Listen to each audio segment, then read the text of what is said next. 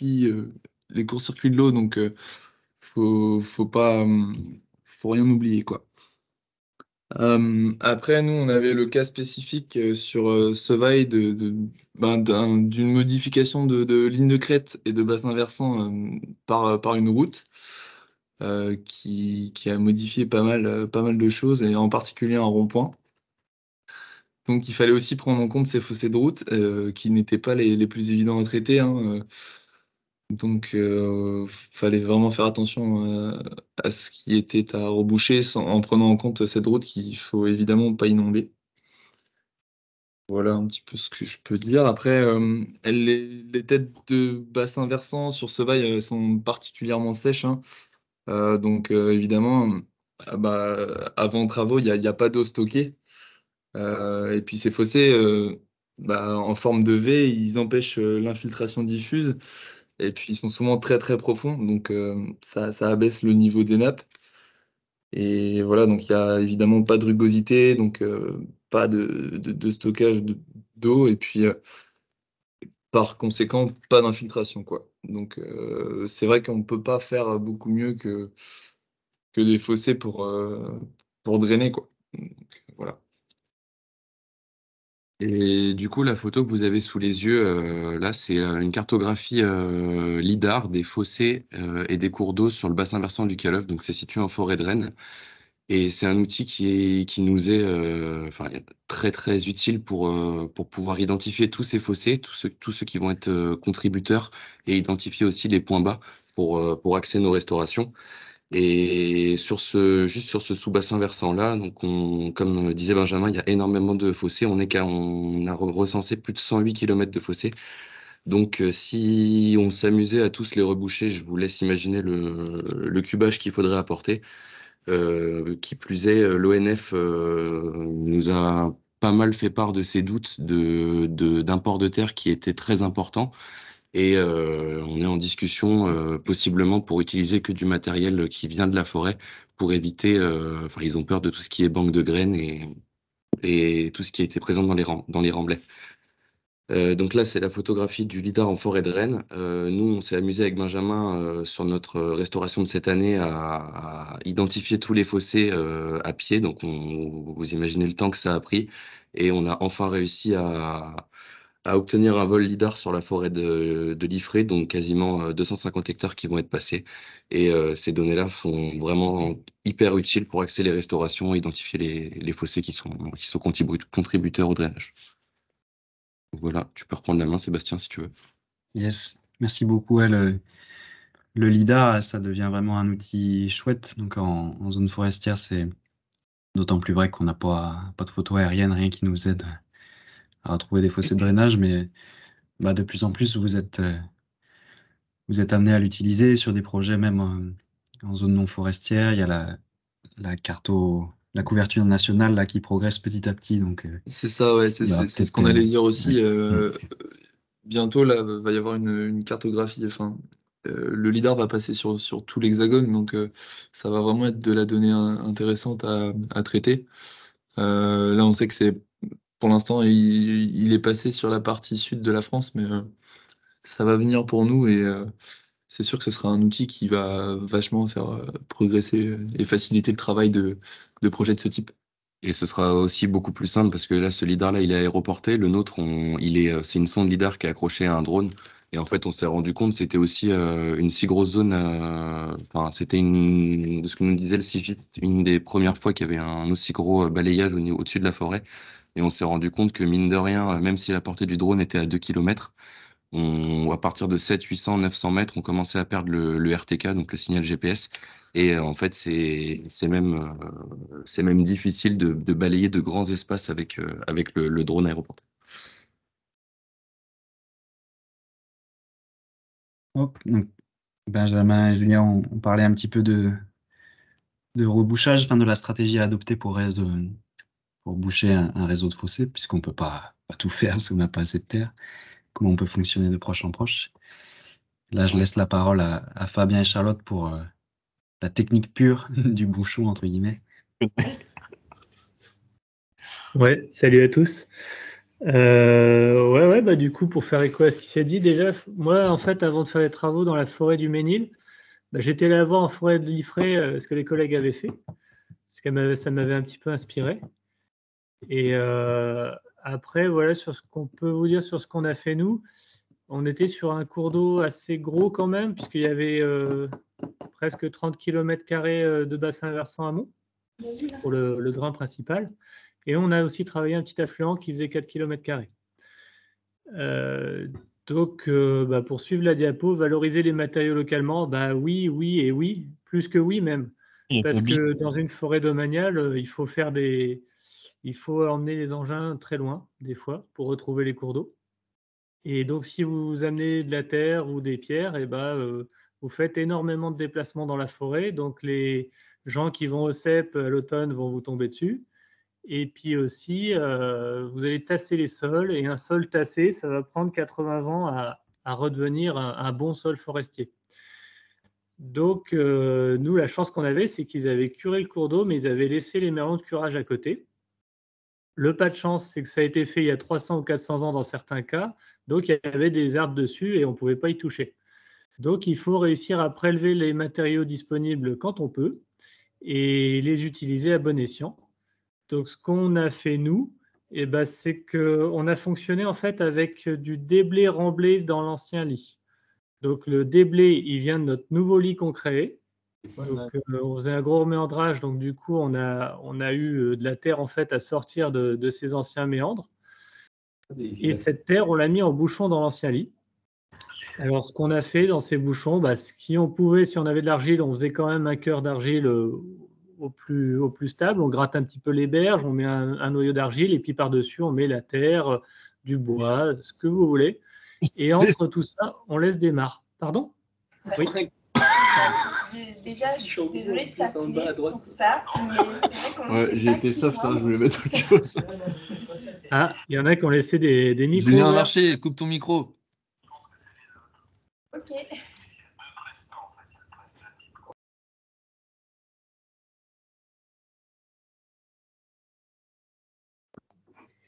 Vous nous entendez là? Oui, c'est bon. Ouais, c'est bon. Ok. Ouais, du coup, ce que je vous disais, c'est que pour les matériaux, nous, on a pu réussir à faire les travaux de restauration en forêt du Ménil en piochant en fait notre nouveau lit et en allant déposer les matériaux juste dans l'ancien lit. Et comme on était largement inférieur en termes de déblai remblai, on a mis des mares. Et dans la forêt du Ménil, maintenant, ça veut dire qu'il y a 20 mares en plus que ce qu'il y avait avant. Et ça marche très bien. Ça tient bien, l'eau se garde, les mares sont assez étanches et c'est assez favorable. Et on n'a pas hésité à mettre aussi des bouts d'arbres en travers dans les radiers, etc.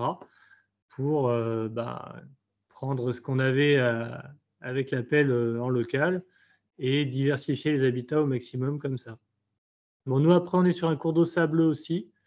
Donc, la dynamique, c'était de refaire un lit de cours d'eau, maintenir des radiers en pierre pour avoir voilà, des radiers de temps en temps, éviter des incisions, tenir des plats lents. Et entre nos radiers, au final, c'est du sable en fait qui va se stocker progressivement avec des banquettes de sable, etc. Et ça marche bien. On le voit, ça bouge. Donc après, comment on a fait ça? C'est une pelleteuse, en fait, 2 pelleteuses qui ont été en forêt. Donc on a utilisé des vieux chemins forestiers. On a pu passer par là. Et la chance qu'on avait, c'est que notre nouveau lit de cours d'eau, c'était la largeur de la pelle mécanique. Donc en fait, le cheminement de la pelle, c'est de passer dans ce qui sera le nouveau lit. On part tout au bout et on revient progressivement à notre point de départ en creusant le nouveau lit. Et il y a des dumpers qui étaient à côté et qui ont été combler l'ancien lit. Et donc l'étanchéité des bouchons, c'est ce que je disais tout à l'heure. Quand on avait des argiles, on a essayé de les garder et de mettre des cœurs d'argile à chaque fois au milieu des bouchons. Et autour de ces cœurs d'argile, alors là, on s'est fait plaisir. On mettait des pierres, des branches, des arbres, ce qu'on veut, pour essayer de combler au maximum. Et après, quand on a fait des mares, à l'opportunité, on a laissé quelques mares et on a mis quelques petites choses dedans. Voilà. Je sais pas, Sébastien, tu voulais que je rajoute des choses là-dessus? Oh ben, on peut passer, je passe à la diapo suivante et puis Ouais, ça marche. je te laisse compléter la diapo avec Charlotte là si tu as des choses encore à ajouter. Ouais. Bah là, sur la droite, en fait, vous voyez une mare maintenant. C'était l'ancien lit du cours d'eau du Meloc à une époque. Et là, on a choisi cet endroit-là pour une raison, hein, c'est qu'il y avait des arbres tout autour. Plutôt que de tout détruire la forêt, on comble pas forcément cet endroit-là de l'ancien lit et on va laisser la mare se développer et on va mettre des bouchons de part et d'autre. Ce qui était bien, c'est qu'on a pu voir effectivement avec les agents de l'ONF où passer nos engins. Donc ça s'est fait dans le temps, parce que c'est vrai que c'est des engins quand même un peu costauds qu'on utilise et puis fallait pas qu'on massacre tout. Donc c'est bien vérifier les passages, vérifier les endroits de dépôt de matériaux. On a quand même ramené du caillou, donc il fallait pouvoir le stocker, le recharger, l'amener sur les radiers. Ce qui a été bien perçu sur ce chantier-là, c'est que je leur ai fait un compte rendu quasiment une fois par semaine pour qu'ils sachent en fait ce qui s'est passé sur le chantier. Parce que c'est compliqué pour eux de passer tout le temps sur les chantiers quand on y est. Donc là, il y a eu presque un mois de travaux et donc chaque fin de semaine, je leur faisais un petit compte rendu sur ce qu'on a fait, où on en était. Et sur les arbres, on a fait 800 et quelques mètres de reméandrage du Meloc. On a dû couper 4 gros arbres. Par contre, on a coupé quelques baliveaux. L'idée, c'est d'utiliser les arbres comme des secteurs en fait, où on ne va pas forcément aller. Donc la pelle, elle contourne l'arbre. Et en faisant ça, on arrive à un cours d'eau qui est assez naturel dans son aspect, hein, les sinuosités, etc. C'est pas mal du tout. Ça rend assez bien, ça rend assez naturel. Et ça a plutôt bien marché. Par contre, le deal de départ, c'est qu'on a tout de suite dit en fait aux agents NF, attention, on sait qu'on s'approche des arbres, donc potentiellement ils peuvent tomber. Ça n'a pas loupé, il y en a 3-4 qui sont tombés après, parce que quand on s'approche d'un arbre à moins de 2 mètres, vous le mettez en danger en fait. C'est sûr que s'il y a un coup de vent derrière, l'arbre il est un petit peu déstabilisé. En plus, c'est des arbres qui étaient quand même dans des endroits un peu humides, donc les racines sont en surface. Donc, quand on va faire le nouveau lit près d'un arbre, on l'affaiblit sur un côté et vous pouvez vous dire que dans les années qui suivront, ça va tomber, quoi. Par contre, ce qui est chouette, c'est qu'ils sont tombés. Et au final, ça fait des super habitats complémentaires. Quand un arbre va tomber, il va vous arracher un petit peu de berge à un endroit. Et dans une restauration toute neuve de cours d'eau, vous avez sous-dimensionné le lit, ça ne va pas être dommage. Ça va être au contraire un truc assez favorable. Il y a d'autres endroits en fait où les arbres sont tombés au-dessus du cours d'eau. Et là, ça fait des petits passages à faune, micro-mammifères, etc., qui sont pas mal non plus. Et il y a une autre fois, il y a un arbre qui est tombé dans le long du cours d'eau. Il est tombé dedans. Et du coup, ça fait des embâches, ça fait des points un peu durs. Et l'eau est obligée de contourner. Et là, on gagne encore en diversité d'habitat. Et le bonus, c'est que les gens n'arrivent pas à retirer un arbre du cours d'eau parce que j'ai eu des gens qui m'ont retiré les branches que j'avais mis. Donc, ouais, c'est comme ça qu'on a travaillé. Ça a plutôt bien marché. Sébastien, je sais pas si... Non, c'est parfait. Merci beaucoup. Ouais. J'envoie la suite. Il y a tout à l'heure, je vous disais, l'intérêt de prendre des précautions sur ces travaux-là, c'est aussi de préserver la relation qu'on peut avoir avec l'ONF ou le groupement forestier, enfin, en tout cas, de faire attention au cheminement, à la fois pour comment dire, permettre le déplacement de nos engins, mais aussi pour limiter tout ce qui va être départ de fines, de choses là. Mais je laisse Julien expliciter un petit peu son retour aussi, si tu veux bien, Julien. Ouais, pas de souci. Et je voulais juste en profiter pour reparler des bouchons là, parce qu'on a utilisé 2 méthodes différentes avec Benjamin. Donc le comblement, on s'est essentiellement déjà attardé sur du bouchage en plein. Mais comme on a réactivé c'est surtout moi sur la forêt de Rennes où j'ai réactivé des méandres en rive droite et en rive gauche qui étaient encore visibles. Et en ayant parlé beaucoup avec Mathieu Péchard, j'ai essayé du coup une technique où je faisais pas uniquement un comblement du lit, mais on allait chercher un peu plus en berge et plus profond que le lit. En gros, c'est un ancrage en berge.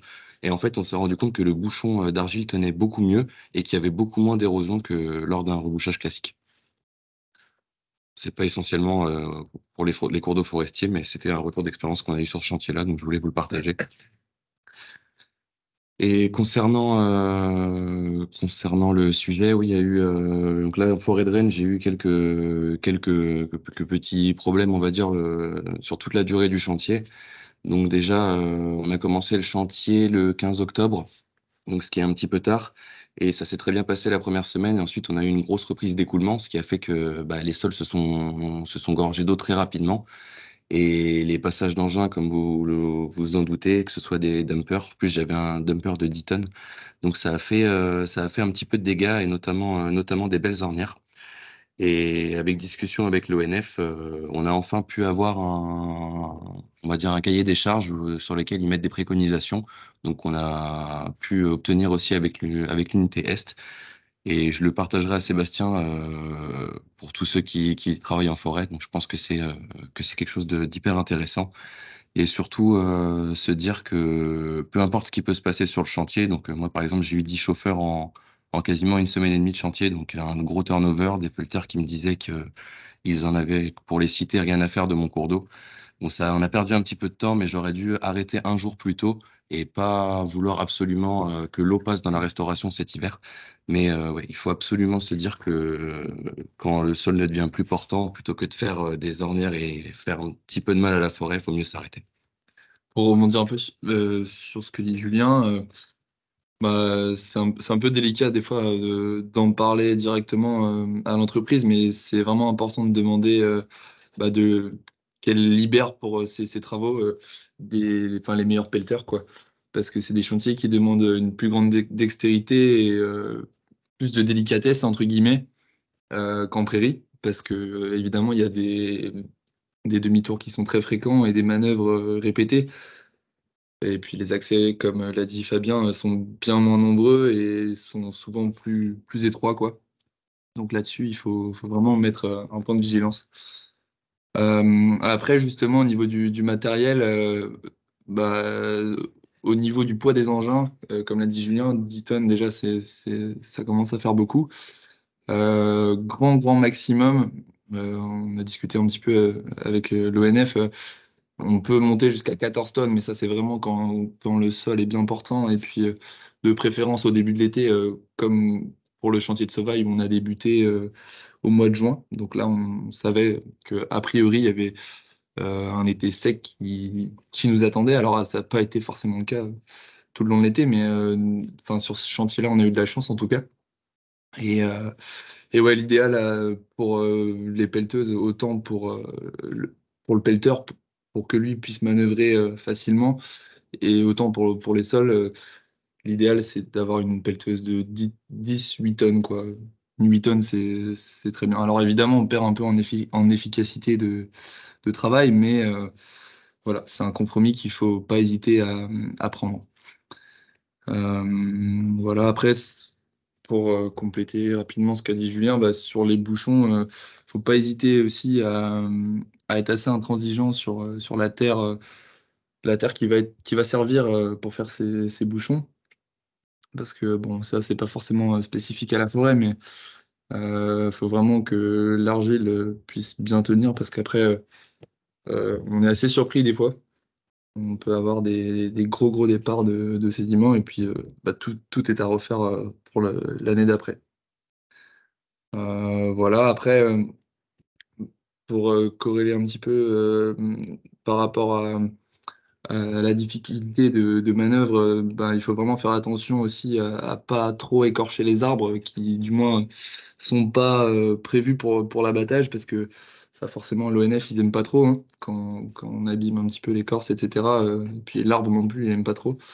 Donc c'est bon pour personne d'abîmer comme ça. Alors nous, on a eu le cas aussi de pas mal d'arbres qui ont été assez abîmés. On nous en a pas trop tenu rigueur, mais bon, voilà, il en fallait pas beaucoup plus, je pense. Voilà, et puis par rapport à ça aussi, il faut bien anticiper le piquetage pour prévoir les chemins d'accès et faire le moins de dégâts possible. Parce que pour me répéter encore, on a beaucoup moins de marge de manœuvre qu'en prairie ou en parcelle agricole. Voilà un petit peu ce qu'on pouvait dire. Yes, merci beaucoup. Je vous ai mis voilà, une petite illustration là, que j'ai récupérée dans le cahier du FMA sur la resto des zones humides. Ça a juste valeur d'exemple de genre de protection des cheminements qu'on peut mettre en place. Alors ici, c'est pour préserver la zone humide, justement. Mais c'est des choses qu'on peut reproduire en forêt avec d'autres matériaux, d'autres techniques. Julien a mentionné le cahier des charges de l'ONF. C'est quelque chose que je vous transmettrai aussi avec 2-3 autres sources biblio où vous pourrez trouver des exemples et des sources d'inspiration techniques de préservation de nos cheminements. Ouais, du coup, Sébastien, pour compléter aussi, nous, dans la forêt du Ménil, en fait, c'est différent parce que du coup, le cours d'eau qu'on avait était un peu balèze sur le premier. On était sur un cours d'eau qui fait 2,70 m, 2,50 m, 2,70 m de large. Et du coup, on a pu se permettre, parce que les grands arbres étaient de part et d'autre des anciens méandres, de faire passer une pelle 15 tonnes. Voilà. Et ça a bien marché. On n'a pas eu trop de soucis malgré l'humidité. Et par contre, ouais, dès le départ, on a utilisé des Muroka en fait. Muroka pour prendre la plupart des terres et un peu de dumper en complément. Donc dumper, c'est ce qui est à pneu, hein. Muroka, c'est ce qui est chenillé. Et du coup, là, en faisant ça, on a réussi à faire un truc qui était assez propre et on n'a pas eu d'ornière, nous, dans nos travaux. C'était en 2021, avant la sécheresse. Et du coup, on a réussi à faire un truc qui marchait bien. Et après, par contre, j'ai vraiment fait peur à l'entreprise dès le départ en leur disant, vous touchez un arbre, on ne travaille plus ensemble. Et du coup, les gars, ils savaient que les arbres, ils étaient sacrés. Il ne fallait pas les toucher. Et la chance, c'est qu'on avait une entreprise avec un marché à bon de commande, donc ils voulaient travailler avec nous les années qui suivaient ensuite. Donc, ils ont vraiment fait cet effort-là, mais on a été méchants au départ pour dire attention les gars, quoi. Parce qu'effectivement, on ne se voyait pas rendre une forêt pas propre après, quoi. Donc, ça leur a fait prendre peut-être quelques jours de plus, mais ça a marché quand même. Et ils ont pété un ou deux rétroviseurs sur les Muroka, mais ça a fait le boulot. Voilà. Oui, oui, on se redira jamais assez que c'est vous les chefs de chantier aussi, donc c'est à vous d'imposer pas d'imposer, mais voilà, les consignes viennent de vous et c'est vous les patrons, quoi. Dans le premier diapo, on a pas mal parlé de ripisylve. C'est vrai que de manière opérationnelle, la ripisylve, pour le fonctionnement morpho, le fonctionnement biologique du cours d'eau, elle va être essentielle. On a parlé de chaîne trophique, toutes ces choses-là. La ripisylve, y compris en cours d'eau forestier, elle a un rôle important pour le fonctionnement morphologique aussi de mon cours d'eau. Et c'est pas toujours nécessaire, mais parfois en cours d'eau forestier, il va être important, ou du moins c'est important d'essayer de permettre la diversification de la ripisylve. Je pense en particulier aux parcelles qui vont être en futée régulière de résineux ou en résineux tout court, où la diversité de mes essences, elle est faible. Et du coup, quand je vais recréer mon cours d'eau, le refaire reméandrer, potentiellement, j'ai pas grand-chose sur ma ripisylve si ce n'est des pins ou des sapins. Donc là, c'est un élément de discussion supplémentaire qu'on peut amener avec l'ONF ou avec les forestiers. C'est pas toujours possible, mais voilà, il y a une discussion à susciter avec eux aussi pour réfléchir comment on permet une petite diversification de la ripisylve dans une emprise à déterminer. Et peut-être que ça passe par un abattage, un prélèvement supplémentaire de certains résineux avant chantier, en fonction du tracé, pour libérer de la place pour la ripisylve. Mais voilà, c'est une discussion à susciter dès lors que vous sentez que ça se passe bien. Mais étant donné que la ripisylve, elle est importante pour le fonctionnement du cours d'eau, il y a quelque chose à aller chercher là quand on est en peuplement de résineux. Je lisais une remarque de FX tout à l'heure sur l'importance de communiquer, ou en tout cas, ça vaudrait le coup de mettre un panneau sur les chantiers. Je trouve que l'exemple de Fabien Charlotte, là, en Forêt du Ménil, est intéressant. Fabien mentionnait tout à l'heure le fait qu'il y avait des gens qui étaient allés nettoyer le cours d'eau, mais je le laisse expliciter ça un petit peu plus.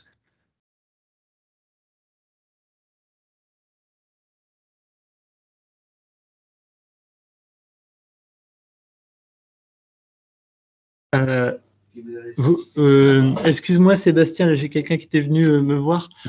Tu voulais que je présente Comment vous avez... Ouais. Qu'est-ce que vous avez fait pour communiquer à Forêt du Ménil? Ouais, alors la Forêt du Ménil, je crois de mémoire que c'est 60 000 personnes à l'année qui vont visiter ça, qui vont au CEP.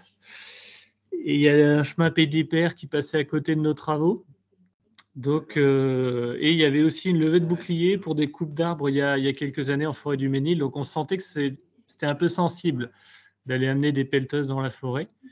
Donc ce qu'on a fait, c'est que près du chemin et un peu à droite à gauche, j'ai mis des petits panneaux provisoires. C'est des tasseaux que je coupe en 1,50 m et je mets des fiches A3 plastifiées dessus expliquant ce qu'on fait, pourquoi on le fait. On explique que c'est dans le cadre d'une DIG et qu'on restaure le cours d'eau. Et ça, j'ai mis des panneaux un peu partout. Je vérifiais qu'ils soient en place de semaine en semaine. Et ça permet d'éviter que les gens en fait, vous tombent dessus et qu'il y ait des articles dans la presse. Et aussi, je tenais à informer assez efficacement la mairie du Tronchet. Parce que l'administré, quand il voit ça, en général, ce qu'il fait, c'est qu'il appelle la mairie pour savoir ce qui se passe. Et si elle n'a pas l'info, ça ne marche pas. Donc là, au moins, j'allais en personne voir les secrétaires de mairie. J'envoyais un mail au maire et à nos référents. Et comme ça, ils avaient l'info. Donc au moins, ils avaient au moins les billes pour dire c'est réglo, c'est pour l'environnement, c'est pour la forêt également et les milieux aquatiques. Et comme ça a bien marché. Donc ça, c'était la phase travaux. Pour les gars qui sont sur le chantier, ce qu'on leur dit systématiquement dans tous les chantiers, c'est on leur dit pourquoi on travaille. Après, on leur dit de renvoyer les gens vers nous aussi, avec le numéro de portable du technicien. Comme ça, s'il y a des gens qui viennent les voir sur le chantier, ils savent qu'il faut tout de suite appeler le technicien rivière et pas quelqu'un d'autre. Donc au moins, on peut donner la bonne parole parce qu'il n'y a rien de pire qu'une mauvaise interprétation. Si ce n'est pas la bonne personne qui explique les choses, il peut y avoir des problèmes. Et après, ce qu'on a pu faire, c'est qu'on a déplacé le chemin PDPR près de nos travaux. On a réussi à faire ça. Et on a mis un panneau de sensibilisation à ce qu'on avait fait. L'occasion de dire un peu pourquoi on l'a fait aussi, quel était l'intérêt, nos objectifs, pourquoi c'est intéressant de refaire ça. Et la chance qu'on avait là, c'est qu'on a remis en fonctionnement des anciens méandres. Donc on pouvait aussi dire qu'on n'était pas des apprentis sorciers, de dire non, on revenait vers la situation d'il y a très longtemps, là où le Meloc coulait avant. Et ça, c'est plutôt agréable de mettre ça en place. Et on a des panneaux pédagogiques maintenant qui seront en place là. Il y en a un dans la forêt, il y en a un plus bas dans un système pré-réel qu'on a restauré aussi. Et on n'a pas eu de soucis particuliers sur ce chantier-là. On a la chance que ça se passe plutôt bien avec les gens en faisant comme ça. Et là, maintenant, mine de rien, on commence à être connu, donc on n'est pas trop sollicité quand on fait des travaux, ça va, ça se passe bien. Voilà. Top, merci. Dernier petit point, c'est que en forêt, on a une sensibilité aux incendies et éventuellement aux arrêtés sécheresse qui peut être impactante et qui est anticipée à discuter du coup avec les agents forestiers.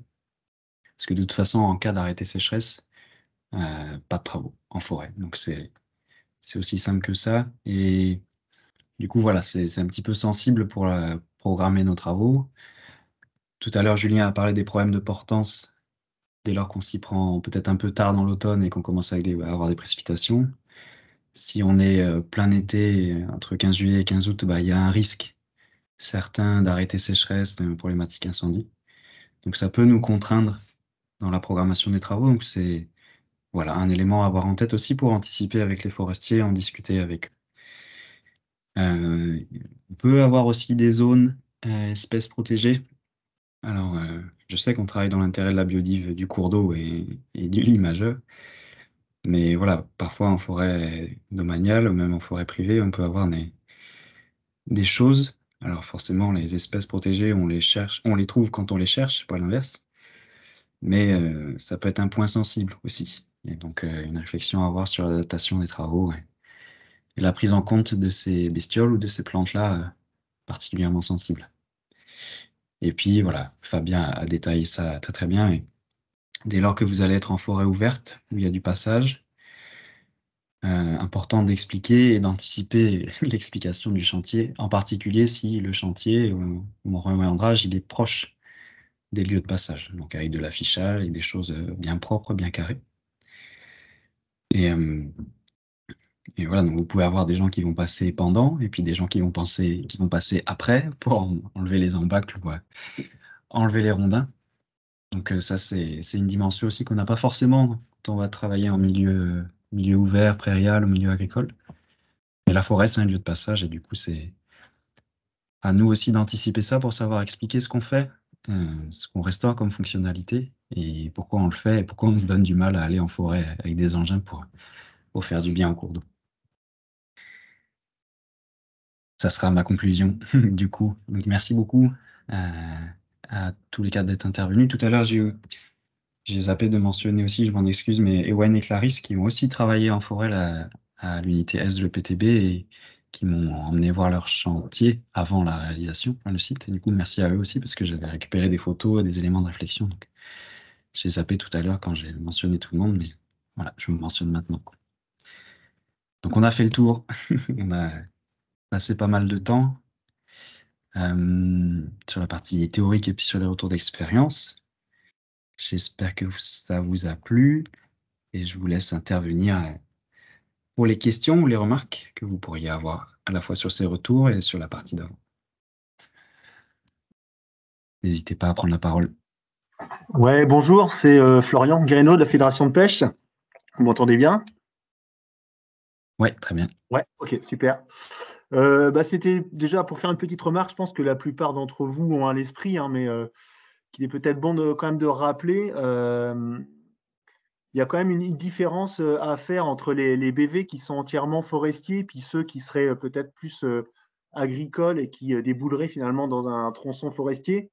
Et c'est une remarque, une différence qu'il faut bien faire dès lors où on est notamment sur les dimensionnements de la restauration. Comme tu as pu le démontrer, en contexte forestier, on n'a pas du tout les mêmes coefficients de ruissellement et tout. Donc, il faut bien penser à avoir en tout cas un calcul qui est de gabarit de cours d'eau qui doit être différent que ceux qui sont appliqués en contexte purement agricole. Et notamment dans cet objectif de sous-dimensionner pour favoriser le débordement, je pense qu'il faut vraiment, pour les novices, en tout cas avoir ça à l'esprit, qu'on n'est pas sur des calculs classiques. Il ne faut pas hésiter à sous-dimensionner.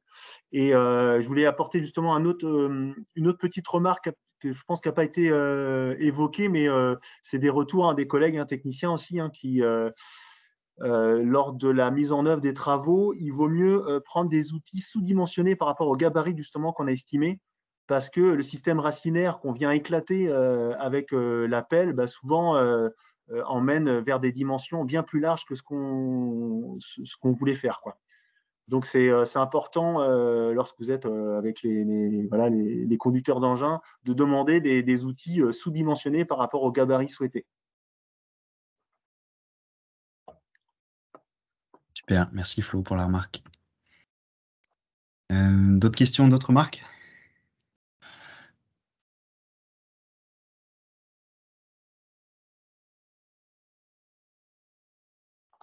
Je me lance, il n'y en a pas d'autres. Il y avait aussi peut-être la notion de rang zéro qu'on n'a pas ou peu évoquée. On a parlé de faire des bouchons sur les drains, on a parlé de restauration de cours d'eau, mais finalement, en contexte forestier, je pense que, comme partout ailleurs, les cours d'eau ont été rallongés par l'action de l'homme. Et souvent, on ne pense pas forcément à la notion de rang zéro, alors qu'en milieu forestier, elle s'applique vraiment bien, quoi. Et moi, j'ai vu des fois des projets de restauration de cours d'eau en forêt qui étaient peut-être pas forcément des cours d'eau. Donc, plutôt que peut-être d'injecter un peu d'argent dans la restauration d'un lit mineur, parfois où on cherche le talweg, reboucher tout simplement, des fois, c'est peut-être la solution, quoi. En tout cas, ça vaut le coup de se poser la question avant de partir bille en tête sur une restauration purement cours d'eau. Oui, sur les projets d'Ewen et Clarisse, justement, cette année, il y en a au moins un où c'était vraiment de la restauration. Si je dis pas de bêtises, Ewen et Clarisse, vous me corrigez, mais c'était vraiment de la restauration rang zéro zone de source avec comblement de l'existant qui était effectivement un bout de cours d'eau rallongé, donc sans caractère naturel, quelque chose de très rectiligne, dans le but de laisser retravailler En tout cas, quand j'étais venu voir, c'était ça l'intention, de laisser retravailler l'écoulement sans intervenir plus que le comblement. Si je dis pas de c'est chouette. bêtises. Et Wayne et Clarisse, vous me dites si c'est des bêtises.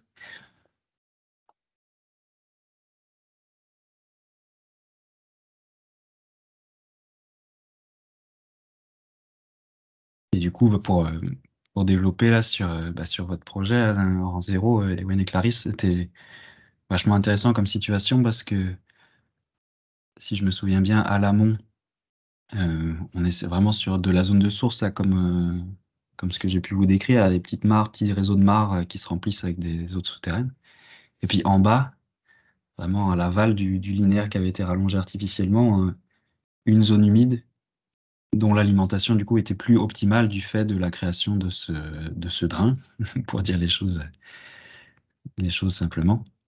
Et du coup, double intérêt en fait de venir refaire un rang zéro ici, à la fois préserver les zones de source du drainage et puis préserver la zone humide en permettant une alimentation un peu plus sympathique et un peu plus favorable.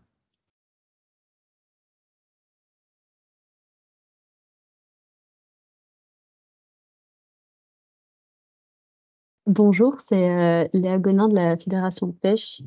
Je voulais juste rajouter enfin, je ne sais pas si ça a été évoqué parce que j'ai eu un problème au début de la présentation, mais c'était juste pour évoquer aussi que la restauration des cours d'eau en forêt, ça sert également au point de vue de la croissance des arbres. Enfin, il y a des études qui ont montré, notamment pour tout ce qui est les chênaies, que le fait d'avoir des cours d'eau qui débordent, ça permettait en fait une croissance développée de ces espèces-là.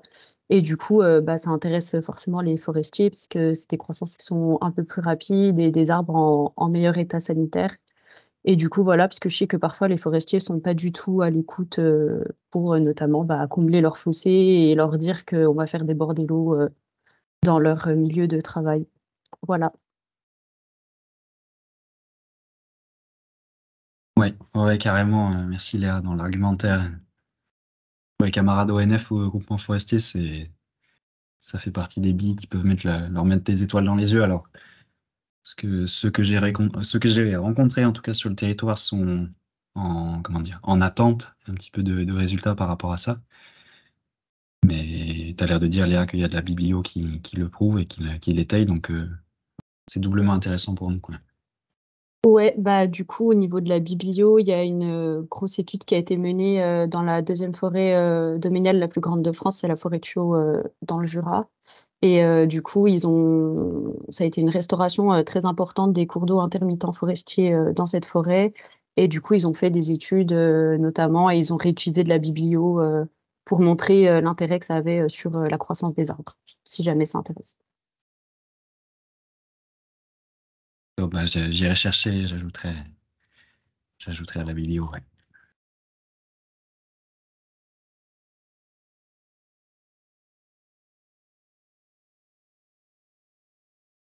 Est-ce qu'il y a encore des remarques ou des questions?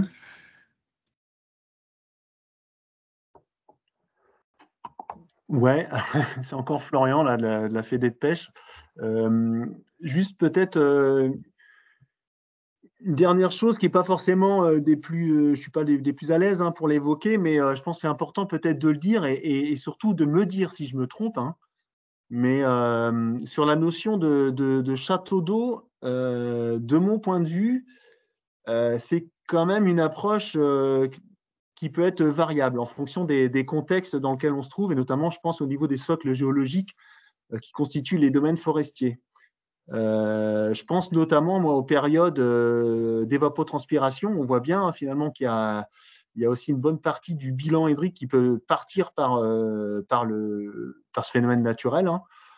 Et je me demande si dans des contextes forestiers justement où on a peut-être des nappes qui sont peu profondes, comme on sait qu'en étiage, ce sont uniquement les nappes qui contribuent à l'alimentation des cours d'eau, dès lors où on a une forte évapotranspiration, du coup, ça vient puiser dans ces nappes qui seraient peu profondes. Et donc, du coup, par rapport à l'image qu'on a du château d'eau qui restitue la flotte en tout temps, ça pourrait être même un effet inverse. Alors, mes propos, c'est pas de dire qu'il faut couper les arbres, hein, attention, mais peut-être relativiser cette notion en fonction des contextes forestiers dans lesquels on évolue. Et je suis preneur de vos remarques, hein, parce que voilà, loin de là, moi, l'idée d'avoir la science infuse, mais je pense qu'il faut relativiser certains propos à ce sujet. C'est un débat, n'hésitez pas. Bah, du coup, je rebondis avec, ce que je connais, c'est un peu vrai, il y a certains systèmes forestiers, qui notamment vont avoir, bah, en fait, surtout des cours d'eau d'intermittence parce que, bah, notamment sur les socles calcaires du Jura, les nappes sont peu profondes parce qu'en plus on a une couche de cailloutiers en bas qui draine, fortement, le sol et en fait, du coup, c'est pour ça que la quasiment totalité des cours d'eau, forestiers, en tout cas dans, la grande forêt, par exemple, de la forêt de Chaux, sont des cours d'eau intermittents, du coup, qui ne coulent, quasiment pas, voire plus en été et effectivement, du coup, bah, là, la notion, enfin, le temps que ça recolonise sur l'hiver et tout, effectivement, on a une biodiversité qui est très faible à certains endroits. Ouais, je partage la remarque de Florian. C'est vrai que j'ai présenté les choses de manière un peu absolue, entre guillemets. Peut-être je peux rajouter 2 remarques au terme du problème. La question se pose aussi sur les étangs. C'est vrai qu'on n'est pas forcément toujours très à l'aise avec ça, mais il y a certains étangs, dans certains contextes, on peut se poser la question quand on vient restaurer en zone humide, si à terme, l'évapotranspiration qui va être générée par le boisement humide n'est pas finalement supérieure, surtout avec les étés qu'on commence à avoir, à l'évaporation du miroir d'eau. Ça, j'ai pas d'éléments de réponse tangible. Je sais qu'il y a des études et des mesures qui ont été faites dans des contextes spécifiques sur des étangs en particulier, des mesures d'évapotranspiration comparées à des mesures d'évaporation enfin, des calculs en tout cas, sur des boisements avec des choses qui disent un peu tout et son contraire. Mais tout ça pour dire que je partage le questionnement. Il n'y en est pas, n'est pas forcément hyper clair systématiquement sur ça. Et peut-être le terme du problème que j'aurais voulu ajouter, c'est la vertu climatique et comment dire, l'impact des zones boisées, surtout quand elles sont d'une étendue importante sur les régimes climatiques localement. Alors là aussi, on manque un peu de données et de recul, mais on sait que ça va avoir une influence positive aussi localement sur les régimes climatiques, les régimes de température. C'est aussi quelque chose qui peut rentrer en ligne de compte.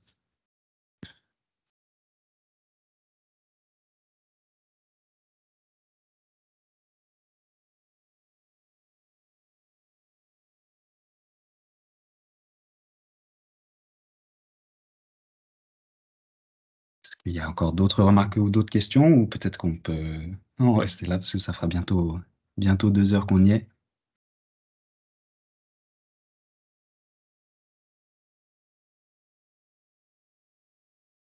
Ok. Du coup, comme d'habitude, là, je poserai l'enregistrement avec la présentation et la biblio. Enfin, je transmettrai aux collègues du CRECEP qui pourront mettre sur le site. Merci encore à tous les camarades là, qui ont pu m'emmener sur des projets, des chantiers, avec qui on a échangé sur retour d'expérience. Du coup, bon, voilà, personnellement, j'ai vraiment bien aimé ce format où on présente les retours d'expérience de manière un peu formalisée avec un diapo. J'espère que ça vous a plu. Et puis, pour vous dire aussi que j'ai globi-boulgué l'enregistrement du précédent webinaire sur le cadastre napoléonien, mais on a discuté avec Florian justement, il y a des éléments que je n'avais pas fait apparaître dans le diapo, des éléments techniques importants. Du coup, je vais rajouter quelques diapos et reprendre ça par ailleurs et refaire un enregistrement du coup de la présentation pour vous retransmettre un enregistrement avec la présentation. Et je transmettrai du coup ce journal club-là sur le site du CRECEB et vous aurez tout à dispo. Et dernière info que je vous transmets, c'est le prochain webinaire sera pas un journal club, mais plutôt un petit webinaire sur les portées à connaissance, puisque on a rencontré l'OFB à l'automne, qui avait quelques demandes sur les portées à connaissance, quelques éléments à préciser à partir de la trame que Mathieu Péchard avait élaborée à l'époque. Et donc, le prochain webinaire que je vous proposerai d'ici 3 semaines, un mois, ça sera voilà, mise à jour, entre guillemets, des portées à connaissance avec les éléments de vigilance soulevés par l'OFB à l'automne. Voilà, merci beaucoup d'être venu cet après-midi. J'espère que vous avez tiré des choses qui vous seront utiles. Et puis, je vous dis à très bientôt. Merci Sébastien, les intervenants. À bientôt. Ciao, ciao, merci Seb. Merci Sébastien, à bientôt.